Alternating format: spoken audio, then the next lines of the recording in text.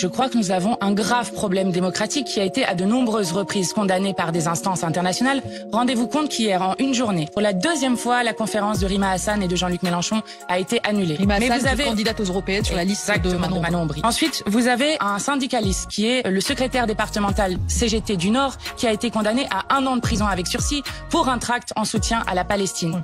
Puis, vous avez l'interdiction de la manifestation qui doit avoir lieu dimanche, un référé en cours, une manifestation contre le racisme et l'islamophobie. Je le dis sur la conférence, dans quelle démocratie, en pleine campagne électorale, des oppositions ne peuvent pas exercer leur liberté de réunion et d'expression? Bien sûr, dans quelle démocratie ça existe? Dans quelle démocratie? Oui, mais sauf que je pourrais vous dire que finalement la conférence a eu lieu, mais dans une république bananière, en l'espèce, elle aurait été annulée et elle n'aurait pas eu lieu. Oui, eh bien si elle a eu lieu, c'est parce que nous avons tenu bon et je suis fière qu'il n'ait pas réussi à faire taire les voix de la paix. Et j'alerte solennellement à votre micro. Ceux qui se taisent, ceux qui ont des silences complices, peut-être par petits calculs politiciens ou je ne sais quelle raison, ils se reconnaîtront. Tous ceux qui ne disent rien aujourd'hui. Aujourd'hui, ce sont les insoumis, demain, ça sera d'autres. Hier, c'était la LDH à qui on menaçait de couper ses subventions. Hier, c'était les soulèvements de la terre qu'on menaçait de dissolution. Donc, il faut s'indigner sur ce qui est en train de se passer et renforcer le camp de la paix, notamment le 9 juin, en mettant un bulletin de vote pour Manon Bry.